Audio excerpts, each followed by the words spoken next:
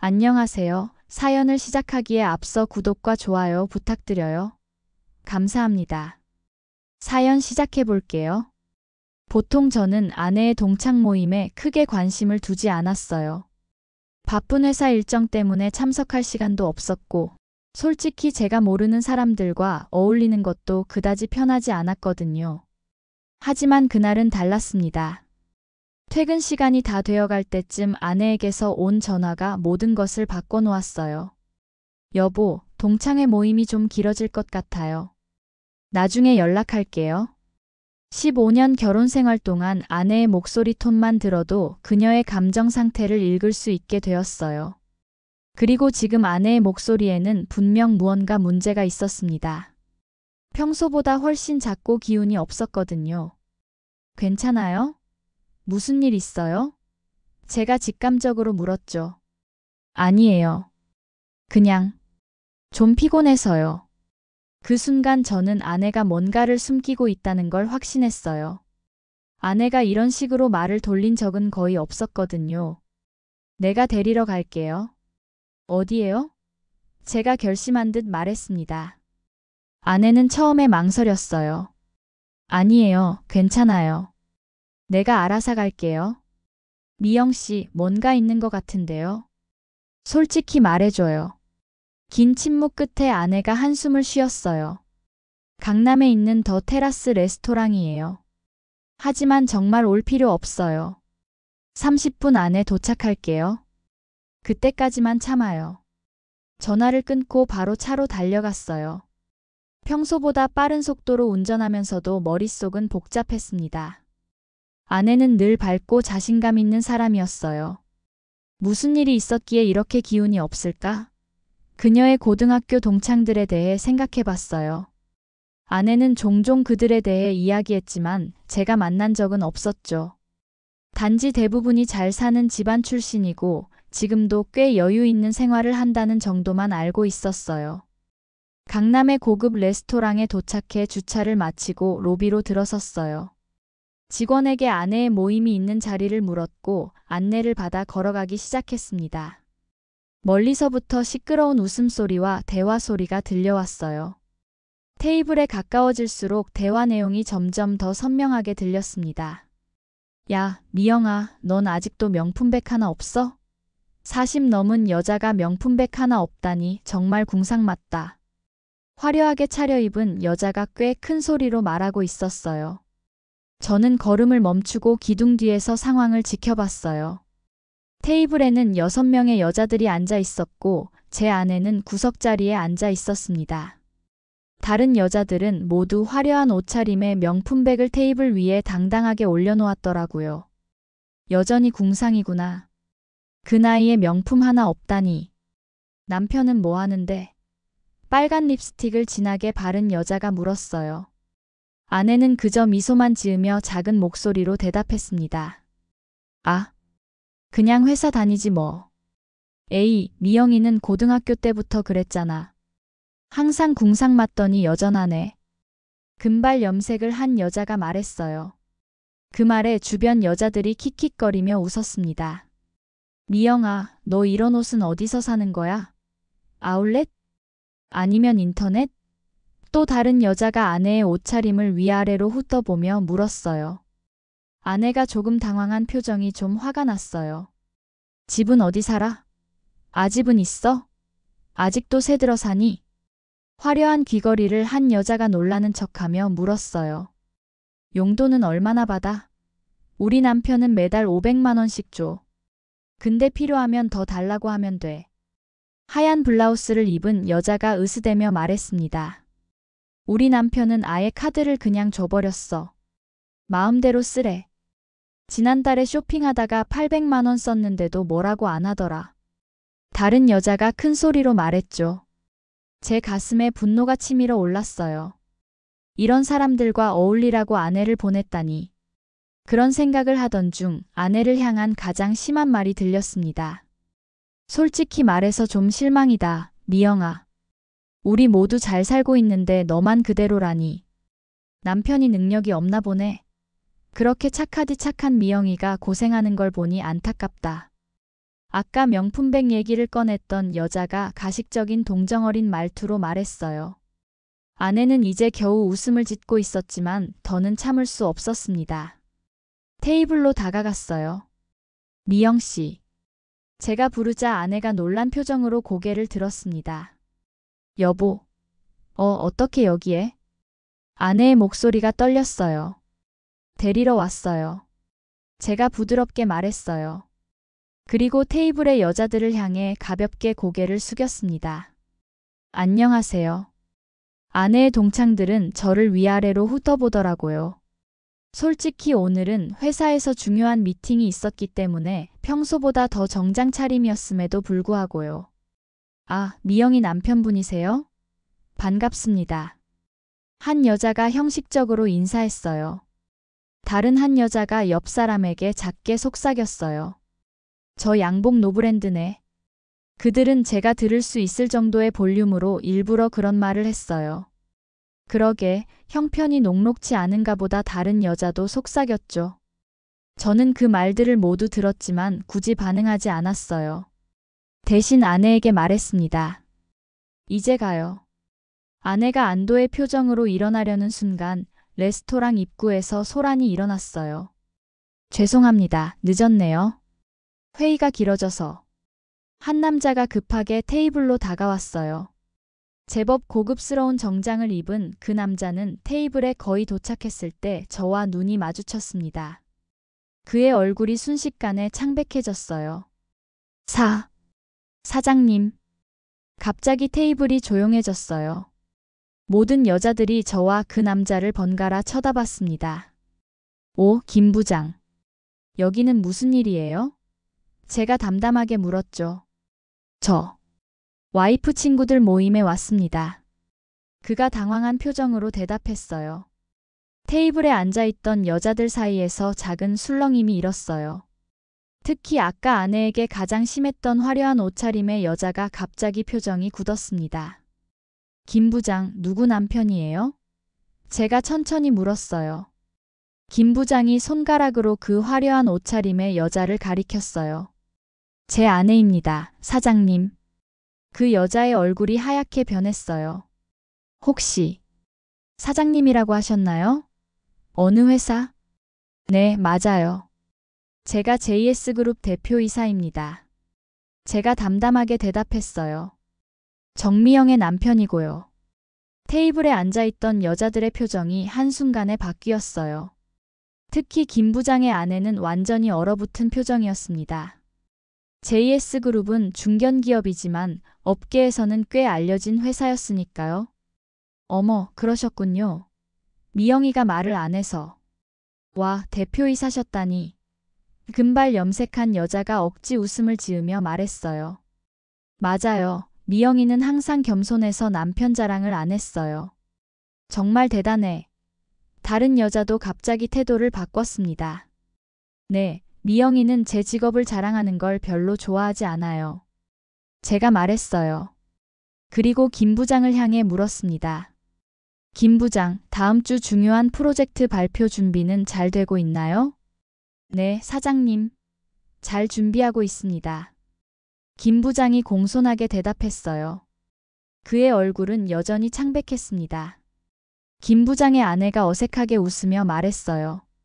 아, 미영아, 정말 몰랐어. 네가 JS그룹 사장님 아내였다니. 저는 냉정한 미소를 지으며 말했습니다. 네, 제 아내는 자신을 누구의 아내로 정의하지 않아요. 그건 제가 아내를 존중하는 이유 중 하나죠. 김 부장의 아내가 더 어색하게 웃으며 말했어요. 아까 그건 정말 농담이었어요. 미영이 가방이 예뻐서 진짜 명품인 줄 알았어요. 지금 이 순간 저는 인생에서 가장 통쾌한 한마디를 할 기회를 얻었다고 생각했어요. 천천히 모든 사람이 들을 수 있게 또박또박 말했습니다. 제 아내는 명품에 관심이 없어요. 그래서 명품백은 없어도 건물은 있죠. 그 말에 테이블에 앉아있던 모든 여자들의 얼굴이 굳어졌어요. 특히 김 부장의 아내는 마치 벼락을 맞은 듯한 표정이었습니다. 아, 그리고 집 얘기도 있었던 것 같은데? 우리는 강남에 아파트 있어요. 그리고 건물도 있고요. 제가 덧붙였어요. 아내가 원한다면 명품백도 얼마든지 살 수 있지만 미영이는 그런 것보다 가치 있는 일에 돈을 쓰는 걸 좋아해서요. 지난달에는 불우이웃 돕기 재단에 1억을 기부했더라고요. 테이블은 완전히 침묵에 빠졌습니다. 아내는 놀란 표정이었지만 곧 자랑스러운 미소를 지었어요. 자, 이제 가죠. 제가 아내의 손을 잡았어요. 아내는 미소를 지으며 일어났습니다. 네, 여보. 얘들아, 나 먼저 갈게. 아내가 담담하게 말했어요. 우리가 테이블을 떠나려 할 때 김 부장이 급하게 다가왔어요. 사장님, 오늘 저희 와이프가 실례가 많았습니다. 정말 죄송합니다. 저는 김 부장을 가볍게 쳐다보며 말했어요. 김 부장, 걱정 마세요. 사람의 됨됨이는 그 사람 자체가 아니라 그 사람이 다른 사람을 대하는 방식으로 판단하니까요. 다음 주 발표 기대하고 있겠습니다. 네, 사장님. 김 부장이 허리를 숙이며 대답했어요. 레스토랑을 나와 주차장으로 걸어가면서 아내가 제 팔을 꼭 붙잡았어요. 미안해요. 아내가 작은 목소리로 말했습니다. 뭐가요? 내가 친구들한테 당신 얘기를 안 해서 당신을 불편하게 만들어서. 저는 아내의 손을 꼭 잡고 말했어요. 괜찮아요. 오히려 고마워요. 덕분에 어떤 사람들인지 제대로 볼 수 있었으니까요. 정말요? 아내가 제 눈을 바라봤어요. 물론이죠. 그런데 아까 제가 한 말, 너무 심했을까요? 제가 물었어요. 아내가 밝게 웃었어요. 아니요. 정말 통쾌했어요. 사실, 내가 오늘 그 모임에 가기 싫었는데 계속 불러서 어쩔 수 없이 간 거예요. 고등학교 때부터 그 친구들은 항상 저를 무시했거든요. 집안 형편이 좋지 않다고. 그런데 왜 계속 만나요? 제가 궁금해서 물었어요. 아내가 잠시 생각하더니 말했어요. 습관이었던 것 같아요. 그리고 어쩌면 그들에게 인정받고 싶었는지도 몰라요. 하지만 오늘 깨달았어요. 제가 인정받고 싶은 건 그런 사람들이 아니라는 걸요. 차에 타면서 아내가 물었어요. 그런데 김 부장은 어떻게 할 거예요? 김 부장은 능력 있는 직원이에요. 그의 아내 행동 때문에 그를 판단하진 않을 거예요. 다만 다음 주 발표에서는 좀 더 어려운 질문들을 받게 될 것 같네요. 제가 장난스럽게 말했어요. 아내가 웃었어요. 여보, 너무 괴롭히지는 마요. 약속 못해요. 제가 웃으며 대답했습니다. 그런데 정말로 당신이 그런 사람들에게 무시당하는 걸 보니 정말 화가 났어요. 당신은 그 누구보다 가치 있는 사람인데. 고마워요. 아내가 감동한 표정으로 말했어요. 사실 처음에는 부끄러웠어요. 명품백도 없고 화려한 직업도 없고. 하지만 지금은 알아요. 제가 가진 것들이 더 소중하다는 걸요. 우리는 서로 웃으며 차를 출발시켰어요. 백미러로 레스토랑을 바라보니 김 부장과 그의 아내가 주차장에 서서 우리를 바라보고 있었어요. 그리고 그 뒤로 다른 동창들도 창가에 서서 놀란 표정으로 우리를 쳐다보고 있었죠. 그리고 그날 밤 우리는 오랜만에 편안하게 웃고 떠들며 행복한 시간을 보냈습니다. 다음 날 아침 저는 김 부장에게 짧은 메시지를 보냈어요. 오늘 출근하지 말고 다음 주 발표 준비에 집중하세요. 좋은 결과 기대하겠습니다. 메시지를 보내고 아내가 준비한 아침 식사를 함께 하면서 저는 생각했어요. 세상에는 두 종류의 사람이 있다고. 겉으로 보이는 것만 중요하게 여기는 사람들과 내면의 가치를 소중히 여기는 사람들. 그리고 저는 후자를 선택한 제 자신이 자랑스러웠습니다. 며칠 후 김 부장의 프로젝트 발표가 있었어요. 예상대로 저는 평소보다 더 까다로운 질문들을 많이 던졌죠. 하지만 김 부장은 모든 질문에 완벽하게 대답했고 결국 프로젝트는 승인되었습니다. 회의가 끝나고 김 부장이 제 사무실로 찾아왔어요. 사장님, 기회를 주셔서 감사합니다. 그가 진심으로 말했습니다. 당신 실력으로 해낸 거예요. 제가 대답했어요. 그리고 집사람이 사모님께 정중하게 사과하고 싶다고 합니다. 괜찮으시다면 식사라도. 저는 손을 들어 그의 말을 끊었어요. 김 부장, 우리 회사에서는 능력으로 평가받습니다. 당신이 누구의 남편인지 또는 당신의 아내가 어떤 사람인지는 중요하지 않아요. 단지 당신이 어떤 사람인지가 중요하죠. 김 부장은 고개를 숙이며 감사의 인사를 하고 물러났어요. 그 후로 그는 회사에서 더 열심히 일하더군요. 그로부터 한 달 후 아내의 고등학교 동창회 모임에서 연락이 왔다고 해요. 다음 모임에 우리 부부를 초대한다는 내용이었죠. 갈 거예요? 제가 물었어요. 아내가 고개를 저었어요. 아니요. 이제 더 이상 그들에게 인정받고 싶지 않아요. 그보다 더 소중한 사람들이 제 곁에 있으니까요. 저는 그 말에 깊은 감동을 받았어요. 아내가 자신의 가치를 찾고 진정한 행복이 무엇인지 깨달은 것 같아서요. 그리고 정확히 일주일 후 저는 아내에게 특별한 선물을 준비했습니다. 명품백이 아니라 우리가 신혼여행 갔던 몰디브로의 여행 티켓이었어요. 여보, 이게 뭐예요? 아내가 놀란 표정으로 물었어요. 당신을 위한 선물이에요. 명품백보다 더 값진 추억을 만들고 싶어서요. 아내의 눈에 눈물이 고였어요. 고마워요. 맞아요.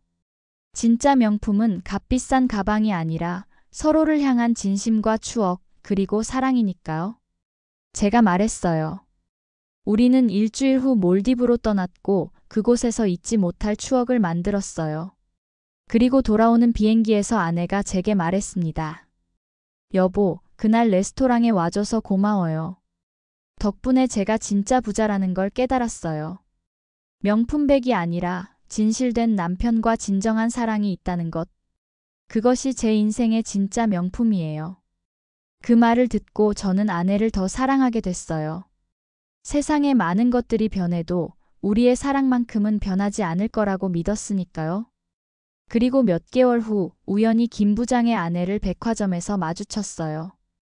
그녀는 처음에 저를 보고 당황했지만 곧 깊이 고개를 숙이며 인사했습니다. 사장님, 그날 정말 죄송했습니다. 제가 무례했어요. 저는 가볍게 고개를 끄덕였어요. 괜찮습니다. 우리 모두 실수할 수 있으니까요. 사모님께 정말 사과드리고 싶어요. 그건 직접 아내에게 하시는 게 좋겠네요. 하지만 아내는 이미 그 일을 다 잊었을 거예요. 결국 인생에서 가장 중요한 것은 명품백이나 남들의 시선이 아니라 서로에 대한 존중과 사랑, 그리고 진정한 가치를 아는 마음이라는 것을 우리는 다시 한번 깨달았습니다. 그리고 그것이야말로 어떤 명품보다도 값진 우리의 진짜 재산이었습니다. 제 긴 이야기를 끝까지 들어주셔서 감사합니다. 구독과 좋아요, 알림 설정까지 잊지 마세요.